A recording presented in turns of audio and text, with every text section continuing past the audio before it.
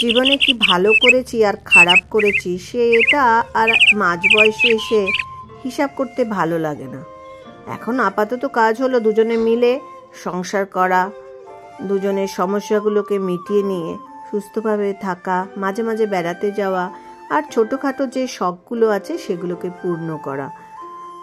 তাই বছরে একবার দুবার তো ঘুরতে যাওয়াই হবে। আর সাধারণভাবে জীবনযাত্রা সেটাই আমার পছন্দ। তোমাদের কি কি মত এই ব্যাপারে একটু জানিও তো। সকালবেলায় ঘরের কিছু কাজ যদি ছাদে বসে রোদের মধ্যে করা যায় তাহলে কিন্তু ভিটামিন ডিটা তৈরি হয়ে যায় বডিতে, আর বাইরে থেকে ওষুধ কিনে খেতে হয় না। আমাদের মাঝবয়সীদের না লেগেই থাকে হাতে ব্যথা, পায়ে ব্যথা, তার চেয়ে কিন্তু এই রোদের মধ্যে বসে কিছুটা শরীরকে সুস্থ করে নেওয়া যায়। আর এই ব্যাপারে আমি হাজব্যান্ডের সঙ্গে কিছু কথা তোমাদের সাথে শেয়ার করব, দেখতে থাকো ভিডিওটা। আর বাগানটা কেমন লাগছে সেটাও কিন্তু বলবে। আজকে মেথি শাক রান্না করব, তার জন্য শাকটাকে আমি রোদে বসেই কেটে নিলাম। দিব্যেন্দু তো এরকম সময় বাড়িতে থাকে না, অফিস থাকে। যেহেতু অপারেশন হয়েছে, স্টোন নয় সিস্ট অপারেশন হয়েছে, সেই জন্য বাড়িতে আছে কিছুদিন ছুটিতে। তো আমার সময়টা কিন্তু খুব ভালোই কাটছে, তার সাথে আমরা দুজনে মিলে ভিডিও করছি। Good morning. কি হচ্ছে সকালবেলায়? লেখালেখি আর ব্রেকফাস্ট, পেঁপে আর দুধ কর্নফ্লেক্স। আজকে কলা নাওনি? না, মধু দিয়ে, আজকে চিনি দিয়ে না, আজকে মধু দিয়ে দুধ কর্নফ্লেক্স।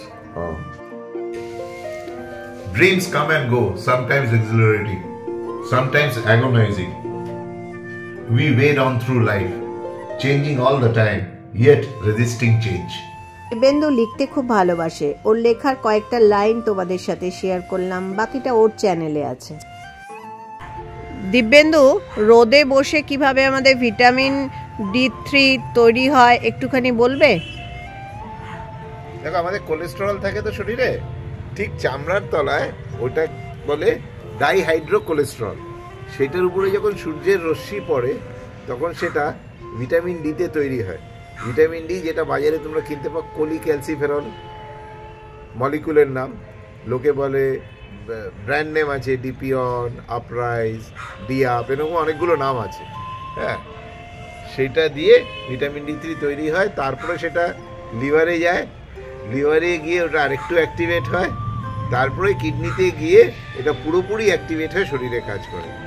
সূর্যের আলোয় বসলে আমরা আমাদের নিজেদের ভিটামিন ডি নিজেরা তৈরি করতে পারি, নাহলে বাইরের থেকে খাদ্যে পয়সা দিয়ে কিনে খেতে হবে। আর তো দামও অনেক বেশি, ভিটামিন D3 দামও বেশি। ভালো কোয়ালিটির ভিটামিন D3 রোজ সকালে একটু রোদে বসলে ভালো না? রোদে বসলে ভালো, কিন্তু ওই মানে জামা কাপড় ঢেকে, মুখ ঢেকে বসলে হবে না।